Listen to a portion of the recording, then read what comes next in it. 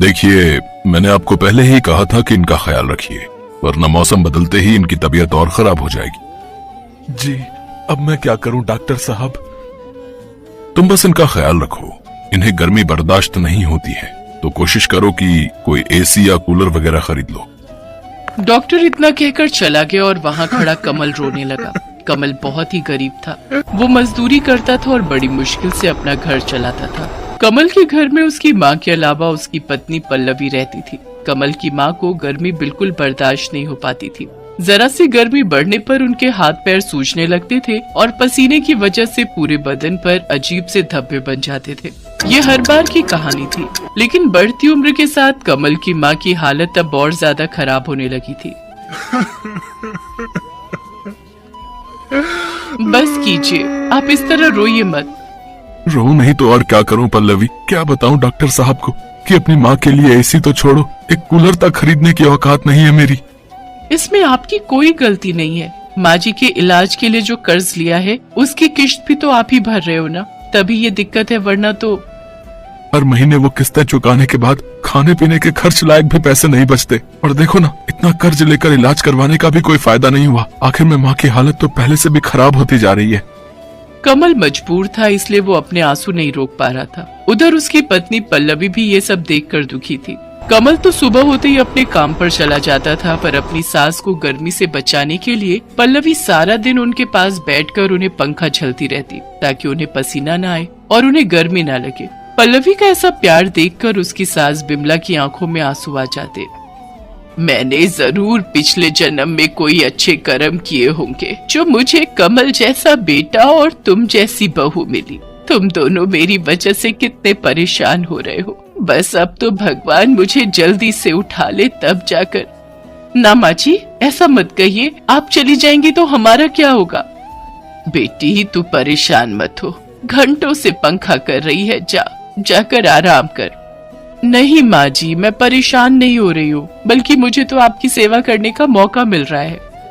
हे भगवान, ऐसी बहू सबको दे। कमल और पल्लवी दोनों विमला की बहुत सेवा करते थे। विमला को पंखा करते हुए पल्लवी सोचने लगी कि ऐसा क्या किया जाए जिससे उसकी सास के लिए एक एसी का इंतजाम हो जाए। और फिर उसी शाम, सुनिए, आपसे एक बात कहनी थी। हाँ बोलो ना। आप जितने पैसे कमाते हैं उससे तो हम माँ जी के लिए कभी एसी नहीं ले पाएंगे। हाँ तो? मैं सोच रही थी कि इस बार की सर्दियों में मैं भी कुछ काम शुरू कर दूं क्या? आपके पैसों से हम घर के खर्चे चलाएंगे और जो पैसे मुझे मिलेंगे उन्हें हम जमा करेंगे, और भगवान ने चाहा तो दोनों मिलकर अगली गर्मियों से पहले माँ जी के लिए एसी ले ही लेंगे। तुम्हारी सोच तो अच्छी है, पर माँ की सेवा, घर का काम और फिर बाहर का काम भी, तुम कैसे ये सब संभाल पाओगी? उसकी चिंता आप मत कीजिए। आप भी तो दिन रात काम करते हो ना, तो थोड़ी सी मेहनत तो मुझे भी करनी चाहिए। ठीक है, जैसा तुम ठीक समझो। किसी तरह गर्मियां बीत गई और फिर बारिश आई तो बिमला, कमल और पल्लवी ने राहत की सांस ली। जैसे जैसे गर्मी कम हुई, बिमला की तबीयत भी कुछ बेहतर होने लगी और साथ ही पल्लवी ने भी काम ढूंढना शुरू कर दिया। एक दिन पल्लवी एक बंगले पर पहुंची। कोई है क्या?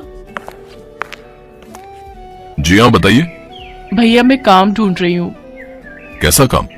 अब कैसा भी, झाड़ू बर्तन वगैरह। ओह हाँ, है ना। एक्चुअली मुझे भी एक मेड की तलाश है। तो आपने पहले कहीं काम किया है ना? नहीं, पहले तो कहीं काम नहीं किया। अच्छा, चलिए कोई बात नहीं, आप अंदर आ जाओ।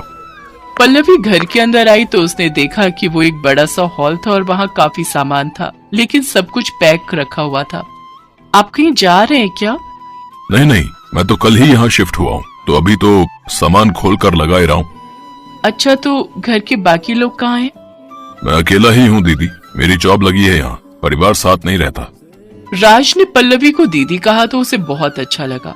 राज अकेला है ये सुनकर पल्लवी पहले तो थोड़ा झिझकी, लेकिन फिर उसके दीदी कहते ही उसे अच्छा लगा। राज ने पल्लवी को काम पर रख लिया। अब पल्लवी रोज सुबह सुबह राज के घर आती। उस वक्त तक राज सो रहा होता था। पल्लवी सबसे पहले उसे उठाती, फिर उसके लिए चाय नाश्ता बनाती और फिर पूरे घर की साफ सफाई करती, और इस काम के बदले राज पल्लवी को अच्छे पैसे भी देने लगा। फिर एक दिन, दीदी आप एक काम करो, कल मत आना। क्यों, क्या हुआ भैया? अरे आपको काम करते करते हफ्ता हो गया, तो एक छुट्टी तो बनती है ना हफ्ते में, वरना आपकी सास आपसे नाराज हो जाएंगी। नहीं होंगी भैया, मेरी सास बहुत अच्छी है, कभी मुझ पर नाराज नहीं होती। अब वैसे ठीक है, मैं कल नहीं आऊंगी। बिमला के आराम के लिए कमल और पल्लवी दिन रात मेहनत कर रहे थे। उधर पल्लवी और राज में अच्छी बनने लगी थी। वो राज का पूरा ख्याल रखती थी, बिल्कुल एक बड़ी बहन की तरह। राज भी उससे खूब बातें करता था और उसे बड़ी बहन की तरह ही सम्मान देता था। एक दिन राज ने पल्लवी से पूछा, दीदी आपके पति क्या करते हैं? मजदूरी करते हैं भैया। अच्छा, और आप कब से काम कर रही हो?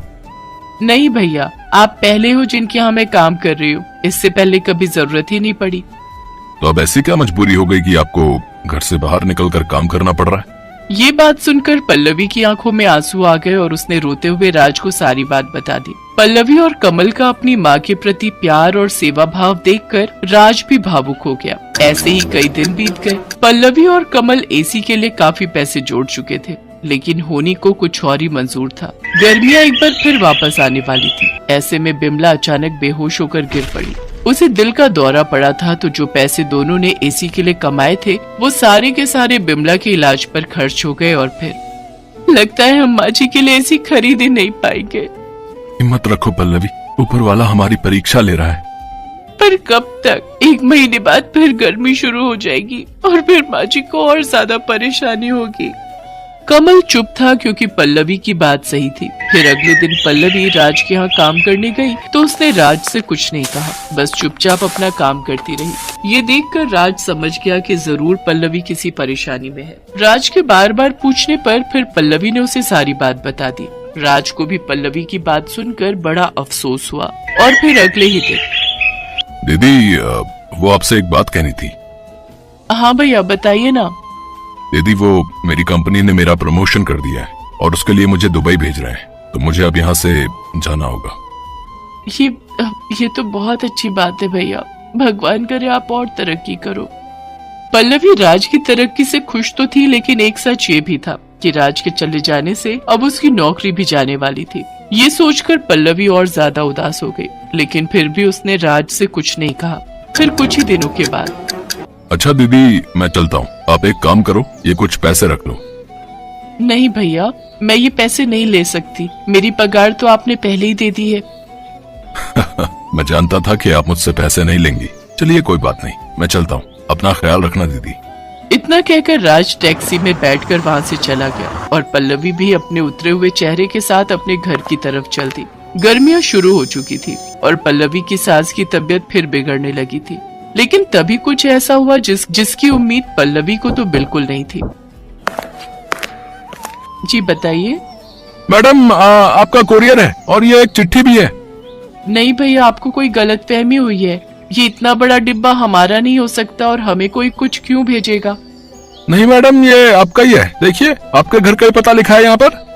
कोरियर वाले की बात सच थी। पल्लवी को कुछ समझ नहीं आ रहा था, लेकिन फिर जब उसने उस बड़े से डिब्बे को खोलकर देखा तो उसे अपनी आंखों पर विश्वास ही नहीं हुआ। उसके अंदर बिल्कुल नया एसी था जिसे राज ने उसके लिए खरीदा था। एसी के साथ मिली चिट्ठी को पढ़ते हुए पल्लवी की आंखों से लगातार आंसू बहे जा रहे थे और मन ही मन वो राज को दुआएं दे रही